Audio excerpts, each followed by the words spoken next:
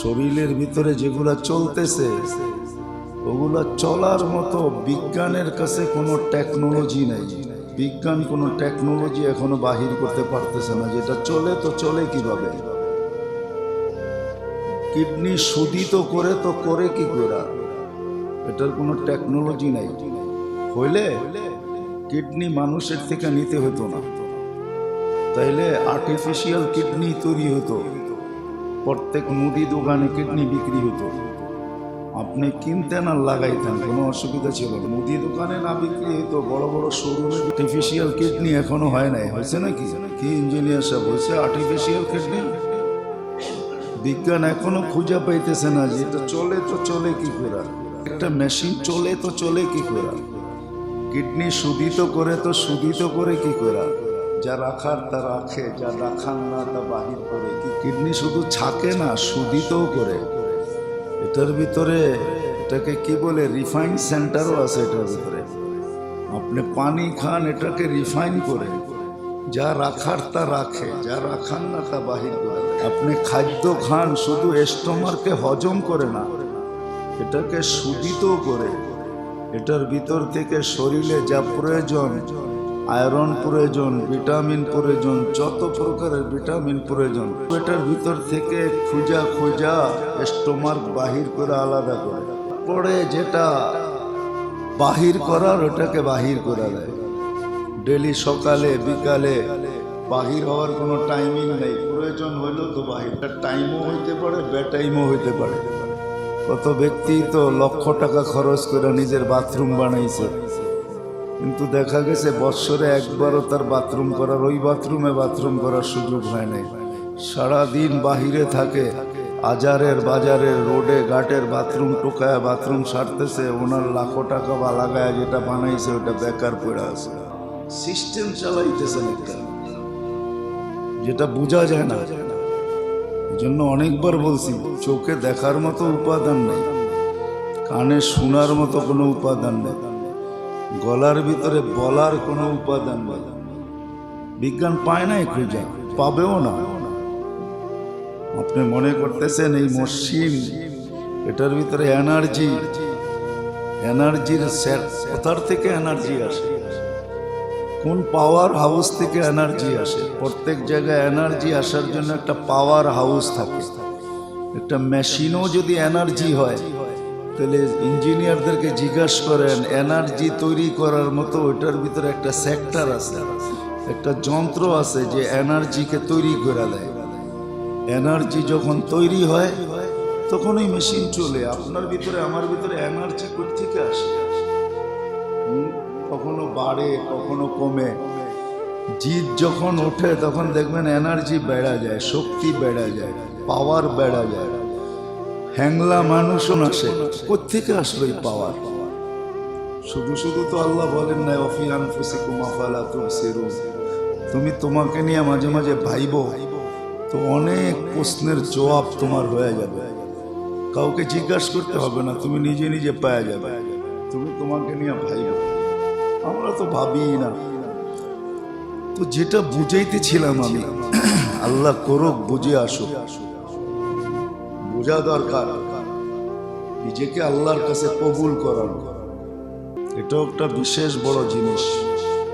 নিজেকে আল্লাহর কাছে কবুল করানো, গ্রহণযোগ্যতার জন্য দোয়া করা চাই, দোয়া করতে হবে। তাইলেই যেটা আমাদের চলতে ছিল, নবী আসার উদ্দেশ্য, আল্লাহ রসুলকে পাঠাইছেন যে আমাদের জীবনের মুহূর্তগুলা যেন কাজে লাগে, কাজে লাগা যায়। যেই কাজে লাগার দ্বারা আল্লাহর মতো সত্তার কাছে আমি গ্রহণযোগ্যতা পাব, যেটাকে বলা হয় আল্লাহর কাছে আমি প্রিয় পাত্র হব। তখন আমার প্রত্যেকটা কর্ম আল্লাহর কাছে গ্রহণযোগ্যতা পাবে, আল্লাহর কাছে প্রিয় হবে। যেমন নবীদের প্রত্যেকটা জিনিস আল্লাহর কাছে প্রিয়। এই জন্য মুহাম্মদুর রাসূলুল্লাহ সাল্লাল্লাহু আলাইহি ওয়াসাল্লামের প্রত্যেকটা জিনিসকে হাদিস বলা হয়েছে, প্রত্যেকটা জিনিসকে সুন্নত বলা হয়েছে। প্রত্যেকটা জিনিসের উপরে আল্লাহর পক্ষ থেকে বিনিময়ের ছাপ লাগানো আছে, টিকিট লাগানো আছে, সিল লাগানো আছে। প্রত্যেকটার উপরে সিল মারলেও সওয়াব পাবে। আল্লাহ রসুল কিরকম হাসছে শিখা ওরকম হাসা। এমনকি ইশারাটা পর্যন্ত দেখাইছে। আল্লাহ রসুল এক আঙ্গুলে ইশারা নিষেধ করছেন, এক আঙ্গুলে ইশারা করা নিষেধ, সুন্নত না, সুন্নতের খেলাফ। এটাও শিখাইছেন, এরা আশার বিয়াদি, পুরা হাত দিয়ে ইশারা করতেন, পুরা হাত। এটাও আল্লাহর কাছে মাহবুব। কেমন মাহবুব আল্লাহ নিজেই বলে দিয়েছেন, ইন কুনতুম তুহিব্বুনাল্লাহ ফাত্তাবিউনি ইউহিব্বুকুমুল্লাহ। আল্লাহ গ্যারান্টি দিতেছেন আমার বন্ধুর সব আমার কাছে প্রিয়। শুধু ওনারটা প্রিয় না, ওনার মতো যে অঙ্গি ভঙ্গি করবে ও প্রিয়। গ্যারান্টি দিছেন ওনার মতো যে করবে সেও আমার কাছে প্রিয়। আল্লাহ নিজেরটা আগে বলতেছেন, নিজেরটা আগে বলতেছেন। দুই ধরনের চলেই আছে, কখনো ছেলে আলারা প্রস্তাব দেয়, কখনো মেয়ে আলারা প্রস্তাব দেয়, ঠিক না? কিন্তু দেখা যায় বেশিরভাগ দেখা যায়, এটারে ঢাকায় ভাষায় কি জানি বলে জানি না, ভুলে গেছি। মেয়ে আলারই ঘটক বেশি ধরে, ছেলে আলারা তেমন একটা ঘটক ধরে না। মেয়ে আলারই ঘটক বেশি ধরে, ঠিক না? না উল্টা বলতেছি আমি? হ্যাঁ, তো আল্লাহ নিজেরটা আগে বলতেছে, বন্দারটা আগে বলতেছে না। আল্লাহ বলতেছে আমি ভালোবাসবো। যেটা বুঝাইতে চাইতেছিলাম, বলতে চাইতেছিলাম, মেরে দোস্ত, মেরে আজিজ, নিজেকে নিজে আল্লাহর কাছে কবুল করাইতে হবে। যখন আমি আমলে অভ্যস্ত হব তখন ফল আসবে, নাহলে শুধু শোনার দ্বারা ফল আসবে না। আর অভ্যাস করার জন্য নিয়ত করতে হবে, আল্লাহর কাছে চাইতে হবে। তখন যায় আমার গ্রহণযোগ্যতা আল্লাহর কাছে হবে। তখন দেখা যাবে আমার প্রত্যেকটা জিনিস আল্লাহ ভালোবাসবে। এটি আল্লাহ এক হাদিসে বুঝাইছেন, এক হাদিস দ্বারা বুঝাইছেন। একটা পর্ব আসবে, আমি তোমার হাত হয়ে যাব, তুমি ধরবে। আমি তোমার চোখ হয়ে যাব, তুমি দেখবে। আমি তোমার জবান হয়ে যাব, তুমি বলবে। আমি তোমার পাও হয়ে যাব, তুমি চলবে। আমি তোমার দিল ও দিমাগ হয়ে যাবে, যেটা দিয়ে তুমি ভাববে। না কোনোটা আমার ইচ্ছার বিরুদ্ধে যাবে, আমার ইচ্ছার বিরুদ্ধে কোনোটা যাবে না। আবার কোনোটা তোমার ইচ্ছা, এটা আমি কোনোদিনও উপেক্ষা করব না। এটাও হাদিসে আছে, ইন্না লিল্লাহি ইবাদ লাউ আকসামা লা আবাররাহুল্লাহ। কিছু লোক এরকম আছে, এরা কসম খাইতে দেরি, আল্লাহ বলেন পুরা করতে দেরি করি না। আবার প্রমাণও দিছেন, এটার প্রমাণও দিছেন। আল্লাহ রসুল বকরির সামনের পাও পছন্দ করতেন, পাকানো হয়েছে। তো সাহাবিকে রসুলকে বলছে নিয়ে আসো, তো একটা নিয়ে আসছে, বলছে আরেকটা নিয়ে আসো, আরেকটা নিয়ে আসছে, বলছে আরেকটা নিয়ে আসো। তো সে বলছে আল্লাহি ইয়াকুনু ইসনাইন, ইয়া রাসূলুল্লাহ দুইটাই তো হয়, তিনটা কোত্থেকে আনবো? তো আল্লাহ রসুল বলছে কসম খাইলা কেন? তুমি যদি কসম না খাইতে আমি চাইতে থাকতাম, তুমি আনতে থাকতে, কিয়ামত পর্যন্ত এরকম বাহির হতে থাকতাম। তুমি কসম খাওয়ার কারণে আল্লাহ তোমার কসমকে মিথ্যা বানাইতে চান না, বিদায় থামায় দিছে। অথচ চাইছে আল্লাহ রসুল। আল্লাহ রসুল বলছে তুমি ওই ব্যক্তিদের অন্তর্ভুক্ত যারা কসম খাইলে আল্লাহ পুরা এতটুকু আসে। এটাও একটা ফলই, এটাও একটা ফল, এটাও একটা ফল। বুখারীতে আছে কোন পর্বে আল্লাহ রসুলকে কাফেররা বহুত কষ্ট দিছেন একদিন, তো মনটা ভেঙে গেছে। আল্লাহ জিবরিল আলাইহিস সালামকে পাঠাইছেন, তো বলে আপনার মনে সান্ত্বনা দেওয়ার জন্য আল্লাহ কিছু জিনিস দেখাইতে চান। মিরাকেল কিছু জিনিস দেখাইতে চান, মিরাকেল অলৌকিক। আপনি কি দেখতে চান? আল্লাহ রসুলের সামনে একটা গাছ ছিল একটু দূরে, তো জিবরিল আলাইহিস সালাম বলছে কি মনে চায়, আপনি গাছটাকে ডাকেন। তো ডাকছে, তো গাছ উঠা, শিকড় সহ উঠা, মানুষের মতো হাঁটতে হাঁটতে আল্লাহ রসুলের সামনে আসছে। আর অনেকক্ষণ দাঁড়ায় থেকে আয়েশা সালাম দিছেন আরবি ভাষায়, আসসালামু আলাইকা ইয়া রাসূলুল্লাহ, আসসালামু আলাইকা, আপনাকে সালাম। তারপরে আবার বলছে বলেন কে চলে যেতে। আল্লাহ রসুল বলছে এর চেয়ে খান, যা তোর জায়গায় যা। মানুষের মতো হাঁটতে হাঁটতে সে ওইখানে যে আবার লেগে গেছে, মনেই হয় নাই যে সেইখান থেকে উঠছিলেন। তো বলছে এখন মনটা, বলে ইয়াকফিনি, আল্লাহ রসুল বলছে যথেষ্ট হয়ে গেছে। কষ্ট যদি আরো বেশি দেয় তাইলেও কিছু আসে যায় না, যা আল্লাহ দেখায় দিয়েছেন আমার মন ভরে গেছে। বাস্তবিক এটাই সত্য, এটার নামই ফল, এটার নামই ফল। যতক্ষণ পর্যন্ত আমরা আমলে অভ্যস্ত না হব ততক্ষণ তো ফল দেখবো না। ফল শোনার দ্বারা ফল আসে না, অভ্যস্তের দ্বারা ফল আসে। আজকে আমাদের জীবনে ফল শূন্য, ফল দেখতেছি না। আর অভ্যস্ত হওয়ার জন্য নিয়ত করতে হবে, আল্লাহর কাছে দোয়া করতে হবে, চাইতে হবে। তো আল্লাহর কাছে যখন গ্রহণযোগ্যতা পাবো, মাহবুব হব, মাহবুব, তখন কিন্তু আপনার আমার প্রত্যেকটা জিনিস আল্লাহর কাছে লোভনীয় হবে, লোভনীয়। আল্লাহ লুইপা নিবে, আল্লাহর কাছে গ্রহণযোগ্য হবে। এই জন্য নিয়ত করা চাই যে আমি আমাকে চেঞ্জ করব, পরিবর্তন করব, সর্বলাইনে, পোশাকে, আশাকে, চাল চলন, উঠা বসা, খাওয়া লওয়া, শোয়া বসা, চলা ফিরা, কথাবার্তা, লেনদেন, সব জিনিসের ভিতরে আস্তে আস্তে চেঞ্জ আনতে হবে, চেঞ্জ। তখন একটা পর্ব আসবে, আছে দুনিয়াতে কিছু লোক আছে, নাইলে দুনিয়াটা টিকা থাকতো না, এটাই সত্য।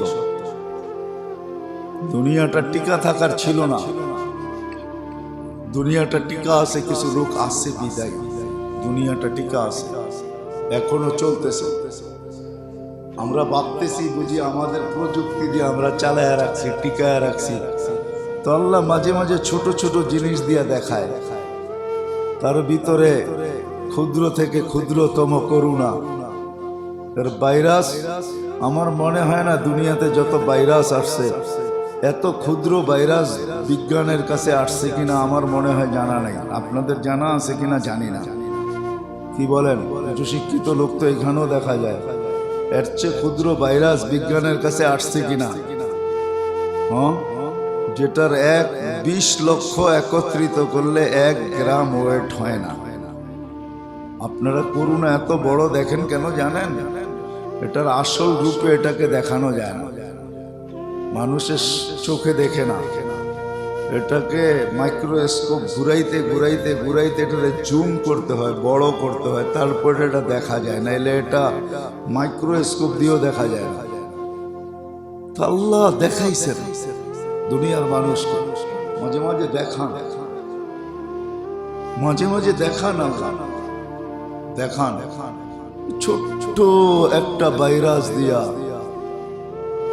ছোট্টই, ক্ষুদ্র থেকে ক্ষুদ্র, এটা দিয়ে আল্লাহ দুনিয়াকে দেখাইছেন তোমাদের সমস্ত বিবেক, বুদ্ধি, বিদ্যা, শিক্ষা, দীক্ষা, প্রযুক্তি, প্রযুক্তি, তোমাদের টেকনিক শেকনিক সব জিরোর নিচে।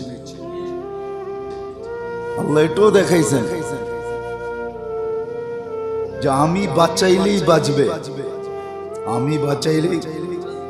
আমাদের দেশের একটা তথ্য আছে, জানেন কিনা জানি না, 75% মানুষ করোনা হইয়া এদের ভিতরেই অ্যান্টিবডি তৈরি হয়ে গেছে। এরা হলো 75% শতকরা, কত?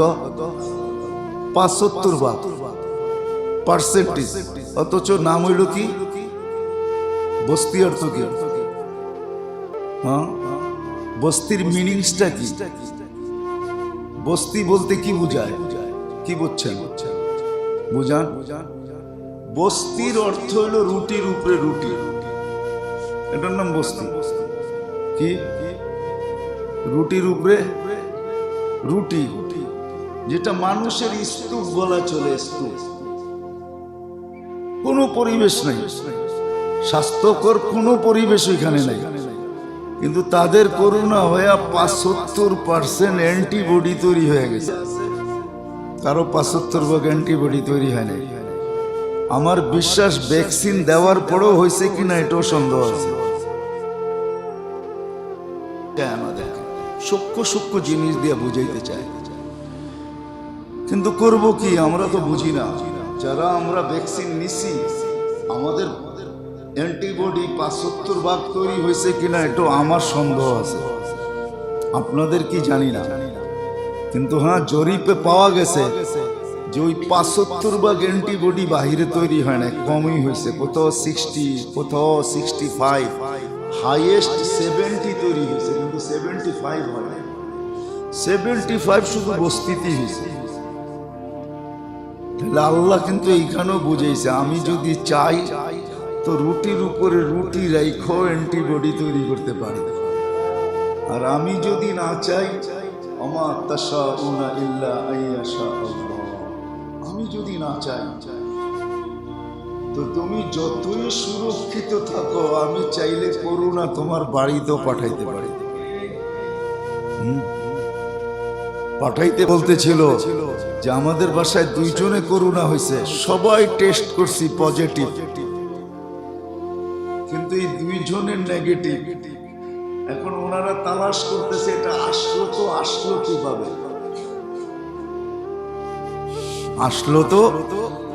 আসলো কিভাবে আমাদের বাড়িতে? এমনকি চাকর বাকরেরও করে দেখছে, সবার নেগেটিভ, কিন্তু এই 2 জনের পজিটিভ হলো তো হলো কি করে? বাড়ির থেকে বাহিরও যায় নাই, ওই যে বাড়িতে বাহির হয় নাই, তাহলে আসলো কি করে? সলিউশন তো আমার কাছেও নাই যে আমি বলবো যে এই রাস্তা দিয়ে আসছে। তো সলিউশন একটাই আছে যে আল্লাহ চাইছে তো হয়েছে। আল্লাহ বাস, সলিউশন একটাই। কিন্তু এটা তো সবাই মেনে নিবে না, সবাই প্রযুক্তি দিয়ে দেখবে। আল্লাহ কিন্তু দেখাইছেন যে বড় বড় সুরক্ষিতদের করোনা নেগেটিভ বানায়া পজিটিভ বানায়া আল্লাহ দেখাইছেন। আবার করোনা আইসা সিস্টেমই উল্টে দিছে। সারা জীবন শুনলাম পজিটিভ ভালো, নেগেটিভ খারাপ, এখন করোনা আইসা সিস্টেম উল্টে দিয়ে কি বলতেছে? পজিটিভ খারাপ, নেগেটিভ ভালো। অথচ সারা জীবন ডিকশনারিতে ছিল নেগেটিভ খারাপ, পজিটিভ। সারা জীবন ডিকশনারিতে লেখা ছিল, ডাক্তারি বিদ্যায়ও লেখা ছিল, WHO-র ভিতরেও লেখা ছিল যে পজিটিভ মানে খারাপ, নেগেটিভ মানে ভালো। কিন্তু করোনা হিসাব পুরা ডিকশনারি ভাষাকেই উল্টে দিছে, না পজিটিভ খারাপ, নেগেটিভ ভালো।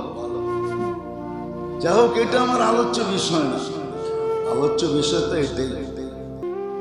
মেরে দোস্ত, আমলই জীবনে ফল আনবে, এছাড়া ফল আসবে না জীবনে।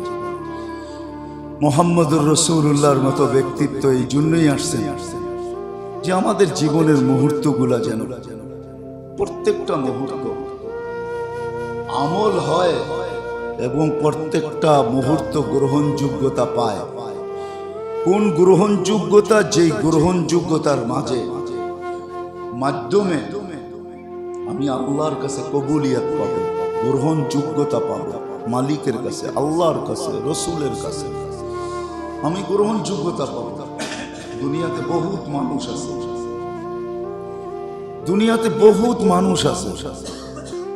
বহুত মানুষ আছে যাদেরকে কখনো ভাবে আছে। সিররি সিকতি রহমতুল্লাহ আলাইহি বহুত বড় বুজুর্গ ছিলেন, হায়াতুল আউলিয়ার ভিতরে পাবেন। বাংলায় মনে হয় 5 ভলিউম, এটা পড়লে পাবেন। উনি অসুস্থ হয়েছেন, সবাই ভাবছে মারা যাবে। আল্লাহ রসুল স্বপ্নে এসে বলছে, তুমি এই দোয়া পড়ো না কেন? বলছি, ইয়া রাসূলুল্লাহ, কোন দোয়া পড়বো? বলছে, এই দোয়া পড়ো, আল্লাহুম্মা শফিনি বিশিফাইকা দাওিনি বিদাওয়াইকা আফিনি মিন বালাইকা আল্লাহুম্মা শফিনি বিশিফাইকা। আল্লাহ, আপনার আরোগ্যতাই আমার আরোগ্য হবে, আপনার শেফা ছাড়া আমার শেফা হবে না, আপনি চিকিৎসা না করলে আমার রোগ মুক্ত হবে না, আপনি ওষুধ দেন। মানুষের ওষুধ তো ব্যবহার করে দেখলাম, এখন আপনারটা দরকার। কোম্পানির ওষুধ তো ব্যবহার করে দেখলাম, কিচ্ছু হলো না, আপনি আমাকে ওষুধ দেন। আফিনি মিন বালাইকা, আমি যে কষ্টের ভিতরে আছি এটার থেকে আপনিই আমাকে উত্তোলন করেন। তারপরে এমন সুস্থ হয়েছি যে আমার রোগ ছিল এটাই আমি জানি না যে আমার রোগ ছিল, এটাও ভুলে গেছি। আবু হুরায়রা রাদিয়াল্লাহু তাআলা আনহু পেটের ব্যথায় ফুটবল হয়ে গেছে, কাতরাইতে কাতরাইতে। আল্লাহ রাসূল জিজ্ঞাসা করছে, কি হয়েছে? বলছে, পেটে ব্যথা। বলছে, কুম ফাসাল্লি, উঠো নামাজ পড়ো, ফাইন্না ফিস সালাতি শিফা, নামাজের ভিতরে শেফা আছে। আমিও মনে হয় হাত তুলতে পারবো না আপনাদের সাথে, একজনও মনে হয় এখানে নাই যে অসুস্থ হয়েছি, 2 রাকাত নামাজ এই নিয়তে পড়ছি যে আমি শেফার জন্য পড়তেছি। হাজতের জন্য হয়তো পড়তে পারেন, কিন্তু ডাইরেক্ট শেফার নিয়ত করা যে আল্লাহ তোমার রসুল বলছে নামাজে শেফা আছে, আমি শেফার নিয়তে 2 রাকাত পড়তেছি। নামাজ পড়ছেন, আল্লাহ রসুল জিজ্ঞাসা করছে, কি অবস্থা? ব্যথা যে ছিল এটাও ভুলে গেছে, সুস্থ হয়ে গেছে। তো যেটা বুঝাইতেছিলাম, যখন গ্রহণযোগ্যতা পাবো আল্লাহর কাছে, আল্লাহ কবুল করবেন যখন, তখন এরকম দিক নির্দেশনা আল্লাহও দেখাবে। ওহি বন্ধ, কিন্তু এলহাম বন্ধ না। ওহি বন্ধ, নবী আসবে না, ওহি আসবে না, কিন্তু আদার সিস্টেম চালু আছে, এটাকে এলহাম বলে। হ্যাঁ, এটাকে রুইয়া বলে। আল্লাহ স্বপ্নে দেখাবে, স্বপ্নে দেখাবে। এই জন্য আল্লাহ রসুল বলছেন, নেক স্বপ্ন নবুয়তের অংশ। নেক স্বপ্ন নবুয়তের অংশ। আল্লাহ কাউকে কাউকে দেখায়, এইভাবে না এইভাবে করিস, আল্লাহ রসুলের মাধ্যমে দেখায়। কখনো কখনো বিভিন্ন রূপের মাধ্যমে আইসা বলে, এইভাবে না এইভাবে। হাজারো মানুষের সাথে ঘটছে, ঘটতেছে, ঘটবে, এটাই আল্লাহর সিস্টেম। এই জন্য মুহাম্মদুর রাসূলুল্লাহ সাল্লাল্লাহু আলাইহি ওয়াসাল্লাম আসছেনই, এই ব্যক্তিত্ব আসছেনই আমাদের মুহূর্তগুলাকে গ্রহণযোগ্যতা পর্যন্ত পৌঁছানোর জন্য। প্রত্যেকটা কাজ ওটার মজাই ভিন্ন। যদিও শব্দটা বাহিরে যাবে, জানি না বুঝবেন কি বুঝবেন না, ওটার ভিতরে মজা ভিন্ন। দুনিয়া তো বহুত জিনিস আছে, মজা ভিন্ন, ওটার মজা কাউকে। কবি এটাই লিখতে বাধ্য হয়েছেন, কিসি পরওয়ানা সে পুছো কে জলনে মে ক্যা মজা। উর্দু যে বোঝে তারা বুঝবে, কিসি পরওয়ানা সে পুছো। যখন বাতি মোমবাতি জ্বলতে থাকে তো ওই পোকা উড়া উড়া মরতে থাকে, পড়ে আর মরা যায়, এটাকে পরওয়ানা বলে উর্দুতে। বলে ওকে জিজ্ঞাসা করতে হবে, তুই উড়া আইসা মরিস কেন? তো যদি বলতে পারতো বলবো ওই মজা তোকে বোঝানো যাবে না। প্রেমের ভিতরে যদি বিরোধিতা না হয় তাহলে এটার মজাই হয় না। মুস্কি হাসেন না, এটাই সত্য। যখন বিরোধিতা হয় তখনই কি লাগে, মজা আসে না। হ্যাঁ, এটাই সত্য। তখন মজা গ্রহণযোগ্যতা হয় যখন আল্লাহর কাছে, তখন একটা মজা আসে। মজা আপনি বলবেন যে এরা এর ভিতরে হ্যাঁ আসলে বাস্তবিক যারা হজে যায় এরা এহরাম পয়রা যা মজা পায় দুনিয়ার সবচেয়ে দামি পোশাক পয়রা যদি যেত এই মজা পেত না। কি বলেন? হজ করছেন? যে হজ করছে ওরে জিজ্ঞাসা করেন যে বাস্তবিক হাজি হয় ওর এহরাম পড়ার ভিতরে যে মজা, এটা দুনিয়ার সবচেয়ে দামি পোশাক পরার ভিতরে মনে হয় ওই মজা হতো না। খালি স্যান্ডেল পায়, মাথা খালি, মিনার ময়দান আরাফার ময়দানে ঘোরার ভিতরে যে মজা, যে বাস্তবিক হাজি বাস্তবিক হাজি। আর একটা হলো ডিগ্রি নেওয়ার জন্য হাজি, ওটা অন্য কথা, ও তো টাসের পাত্রিও লয়ে যাব। হ্যাঁ, রাগ হয় না। কিন্তু আমরা বহুত মানুষকে দেখছি মিনায় বাংলাদেশ থেকে পাইপ লয়ে গেছে, কি করব হাজি করে গোসল করাইব। হাজি কি এর গোসল করে? পুরা সদরঘাট গামছা এরকম একটা পড়ছে, কেননা এহরামের কাপড় ভিজলে তো পুরা সদরঘাট, ঠিক না?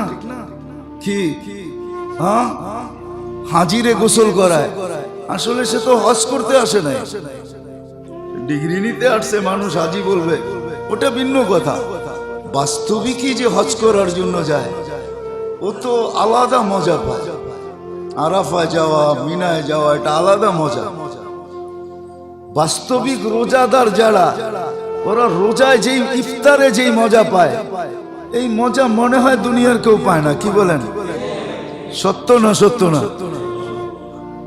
ইফতারে যেই মজা লাগে, চাই ইফতার যা দিয়েই হোক। আমাদের একবার মজা মনে ছিল, আমি বিদেশে ছিলাম, ওই দেশে তো মুড়ি ভর্তা নাই। বিদেশ ওদের সিস্টেম, তো আমরা বলতেছিলাম রোজা তো খুলতেছি কিন্তু মুড়ি ভর্তার মজা পাইতেছি না।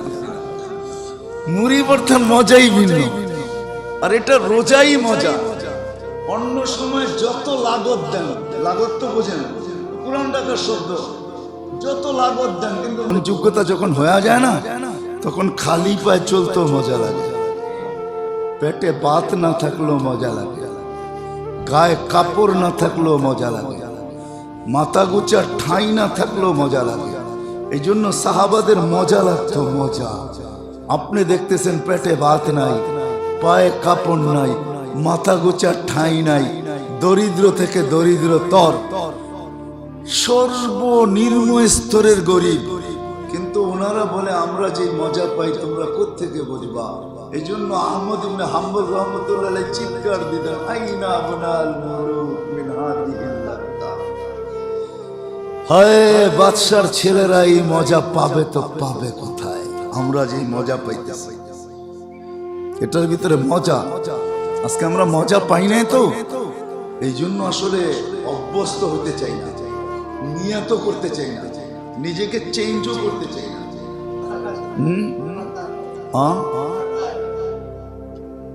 যদি দাড়ি কাটায় খরচা বেশি হয়, রাখায় খরচা কম হয়, তাহলে আপনাকে তো বিবেকমান বুদ্ধিমান হইলে আপনার খরচা কমানো দরকার ছিল। আপনার খরচা বাড়ান কেন? এটা তো প্রতি 2 দিনে খরচা করতে হয়, ঠিক না? আবার ডেলিও করতে হয়, ঠিক না? হ্যাঁ, কেননা সাদা বাহির হয়ে গেলে মানুষে হয়তো দাদাও বলতে পারে, ঠিক না? সাদাটা বাহির হয়ে গেলে মানুষে কি বলতে পারে? চাচার থেকে দাদায় নিয়ে যেতে পারে, বিদায় সাজা দেখানো যাবে না। আপনি এই জন্য ডেলি সকালে উঠে করতে হবে যেন আপনাকে দাদা কেউ না বলে, আপনি ইয়াং থাকবেন। কিন্তু আল্লাহরও তো একটা সিস্টেম আছে, কতদিন আপনাকে ইয়াং রাখবে? একদিন না একদিন দেখা যাবে যে আস্তে আস্তে গাল চুলা পড়তেছে, চামড়া ঢিলা হয়ে যাইতেছে। তো যেই সাদা দেখা আপনাকে দাদা বলতো, এখন চামড়া ঢিলা দেখা দাদার দাদা বলবে, গ্রেড বাড়ায় দিবে। মানুষও তো মানুষই, ঠিক না? যেটা বুঝে রাগ হয় না, কিন্তু বুঝানোর জন্য বলতেছে, কেন মজা নাই, মজা পান না, অভ্যস্ত না। অথচ আল্লাহ রসুল আসছিলেন এই জন্য, যার আসার কোনো দরকার ছিল না, যিনি সৃষ্টির সর্দার। হায় হায়, কোন মুহাম্মদুর রাসূলুল্লাহ আমাদের ভাগ্যে ঢুকছে। হ্যাঁ, ওনার উম্মত হব বিদায়, সমগ্র মানুষের ভিতর থেকে আল্লাহ নবীদেরকে পৃথক করছেন, আর সমস্ত মানুষ নবীদের ভিতর থেকে, সৃষ্টির ভিতর থেকে আল্লাহ সর্বপ্রথম মুহাম্মদুর রাসূলুল্লাহকে পৃথক করছেন। তারপরে মানুষদের ভিতর থেকে নবীদের রাসূলদেরকে পৃথক করছেন। তারপরে সমস্ত মানুষের থেকে নবীর উম্মত হওয়ার জন্য আপনাকে আমাকে পৃথক করা শোকেজে রেখা দিয়েছেন। আমরা এই যুগ পর্যন্ত শোকেজে ছিলাম আমাদের নবীর উম্মত হওয়ার জন্য। ১.৫ লক্ষ নবীর ৩১৩ জন রসুল যখন ক্রস করে চলে গেছেন, দুনিয়ার থেকে বিদায় নিয়ে চলে গেছেন, তখন আমাদের নবীজি যেদিন দুনিয়াতে পা রাখছেন, ওদিন থেকে আল্লাহ আমাদেরকে শোকেজ থেকে বাহির করে পাঠাইতে শুরু করলেন। আল্লাহ সিলেকশন করছেন, শুধু আমাদেরকে নিজের হাতে তৈরি করেন না, নিজের হাত দিয়ে আমাদেরকে পৃথকও করছেন। আমাদের ছোঁয়া দুই জায়গায় লাগছে, আমাদের অস্তিত্বেও আল্লাহর কুদরতি হাতের ছোঁয়া লাগছে। আমাদেরকে যখন পৃথক করছেন তখনও আল্লাহর কুদরতি হাতের ছোঁয়া লাগছে। সবার ছোঁয়া একবার লাগছে, আমাদের ছোঁয়া দুইবার লাগছে। আল্লাহ আমাদেরকে পৃথক করছে, ওই নবীর উম্মত বানাইছেন আমাদেরকে গ্রহণযোগ্যতা দেওয়ার জন্য। আল্লাহ কবুল করতে চান, এজন্য আমাদের জন্য সহজ করছেন। সহজ কিতাবে পাওয়া যায় এফরাত তাফরিদ। আল্লাহ আমাদেরকে না এফরাদে ফেলাইছেন না তাফরিদে ফেলাইছেন। কঠিন করেন। নবী উম্মত ছিল যাদের নাপাক লাইগা গেলে যেখানে লাগতো ওই জায়গা কাইটা ফেলতে হতো, এত কঠিন ছিল। ধুইলে হইতো না, ধুইলে হইতো না। আমাদের তো দোয়াও লাগে না, আমাদের কিছু ধোয়া লাগে, কিছু ধোয়া লাগে না, শুকায় গেলেই হয়। কি শুকায় গেলেই পাক। জমিনে পেশাব অনেকেই করে, কিন্তু এটা চিরদিন না পাক থাকে নাকি? শুকায় গেলে পাক। আমাদের জন্য সহজ করছে আল্লাহ। রাসূল বলতেছে কোন উম্মতের জন্য সিস্টেম ছিল না, পানি দিয়ে পবিত্রতা অর্জন করতে হবে। আল্লাহ রাসূল বলছে আমার জন্য আল্লাহ এটা বিশেষত্ব, তোমাদের বিশেষত্ব, আমার বিশেষত্ব। পানি নাই, কোনো চিন্তা নাই, মাটি দিয়ে পবিত্রতা অর্জন করো, যেটাকে তায়াম্মুম বলে। গোসলও করা যায়, আবার উজুও করা যায়। উজুও চলে, আবার কি চলে? গোসলও চলে। গোসলের জন্য যেই তায়াম্মুম, উজুর জন্য ওইটাই সেম, কিন্তু নিয়ত করতে হয় শুধু। উজুর জন্য নিয়ত ভিন্ন, গোসলের জন্য নিয়ত ভিন্ন, পদ্ধতি একটাই। হালাল ছিল না, এই উম্মতের বিশেষত্ব হালাল। যাকাত কোন উম্মত খাইতে পারতেন না, এই উম্মতের জন্য হালাল। তোমরা বাহির করবে, তোমরা খাবে। হ্যাঁ, আত্মীয় স্বজনকে দিবে তো ডাবল সওয়াব দিব। আগে তো খাইতেই পারতো না, এখন খাইতে পারবে। তোমাদের ধনীরা বাহির করবে, গরিবরা খাবে। হ্যাঁ, আল্লাহ সেতু বন্ধন করছেন। সেতু জানি তো না, এটা একটা সেতু ছিকলে বাঁধছেন আল্লাহ, বাইধা দিছেন একজন আরেকজনের সাথে। গরিবরা খাবে, ধনীরা দিবে। গরিব আত্মীয়কে দিবে তো ডাবল সওয়াব দিব। আমাদের জন্য করছেন। অন্য উম্মতের জন্য যাকাত নির্মে 10% ছিল। কত? লাখে 10,000। কত? আর আমাদের কত? লাখে 2.5%, ঠিক না? হ্যাঁ, তারপরও তো আমগো কান্নাকাটি অভাব নাই, ঠিক না? কান্নাকাটির অভাব আছে নাকি? কান্নাকাটির অভাব নাই, মানে যারা দেয় তাদের অভাব নাই, কাঁদে। হায় 2,500 দিয়া দিব। আবার কেউ প্রশ্ন করে আল্লাহ যাকাত দিয়ে করবে কি? আল্লাহ যাকাত দিয়ে কি করবে?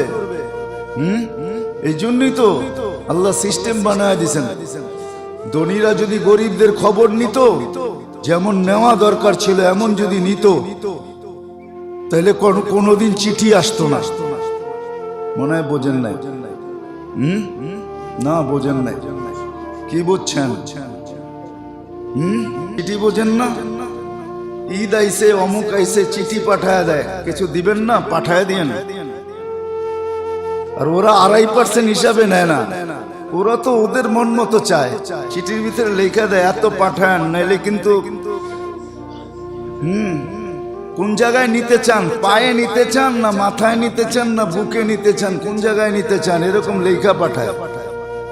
কোন জায়গায় নিতে চান, এই জন্যই প্রশ্ন করে আল্লাহ যাকাত দিয়ে কি করবে? আল্লাহ কি গরিব হয়ে গেছে? হায় হায় হায় হায়। আল্লাহ আমাদের বিশেষত্ব দিছেন, 2.5% দিবেন। দিছে কে? আগনা ওয়া আফকার।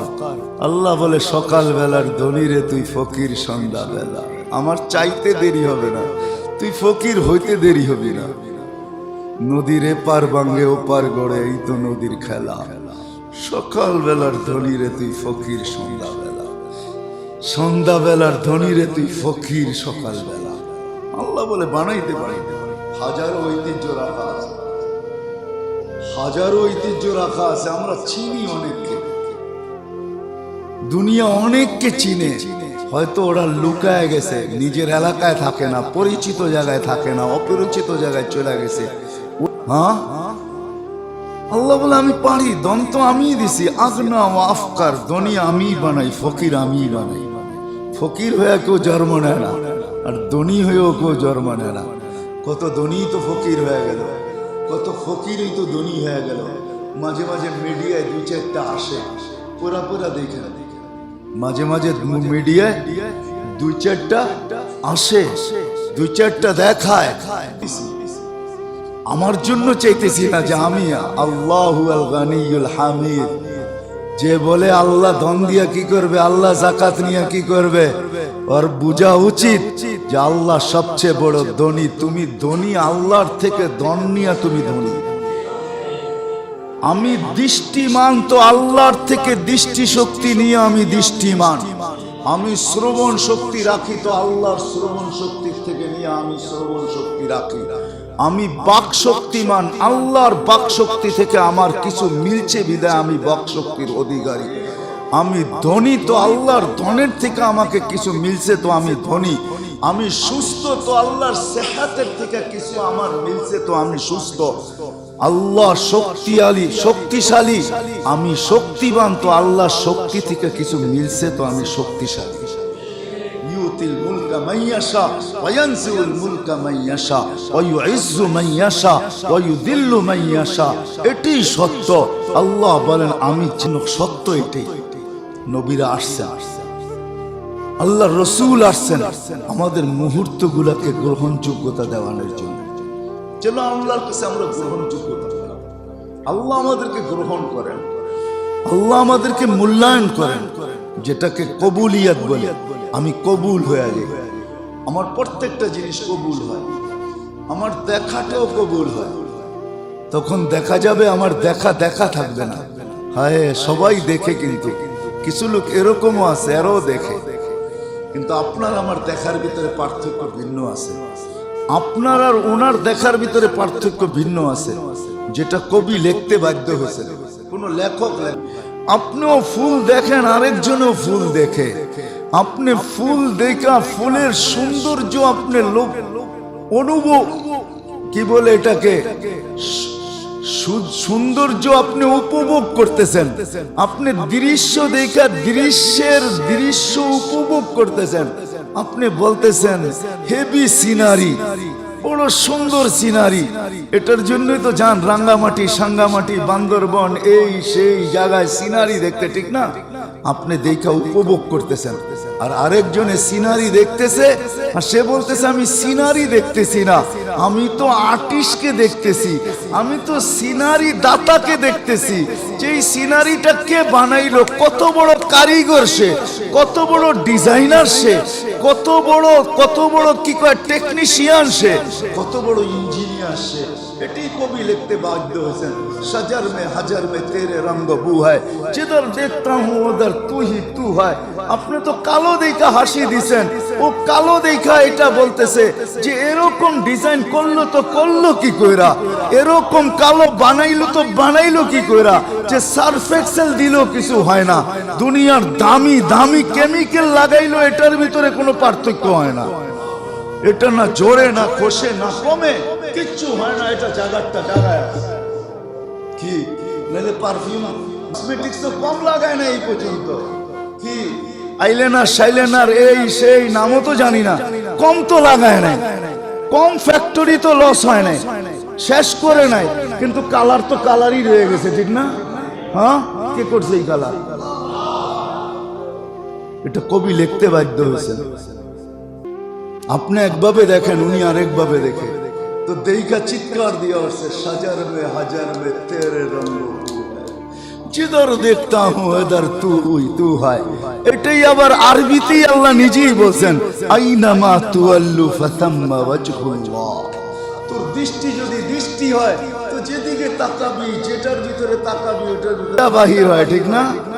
আপনি ঠান্ডা দেখতেছেন আর তাকাইতেছেন, হ্যাঁ ঠান্ডা, এটার থেকে ঠান্ডা বাইর হয়, এত ঠান্ডা এত শীতল। আপনি তো এটা ভাবেন নাই, এই শীতলতা তৈরি করার ব্রেনটাকে দিল, আপনি তো এটা ভাবেন না। হ্যাঁ, আরেকজন এসে দেখা বলবে সুবহানাল্লাহ, আরেকজন এসে দেখা বলবে আল্লাহু আকবার। ওরে যদি জিজ্ঞাসা এইখানে সুবহানাল্লাহর কি আছে, বলে এই ব্রেনটা দিল কে, এই জন্য বলছি সুবহানাল্লাহ। আল্লাহু আকবার বলার এইখানে কি আছে, বলে এই ব্রেনটা কে দিল, এই জন্য বলতেছি আল্লাহু আকবার। এটা দিল কে, কে দিল এই ব্রেন? উনি কত বড়।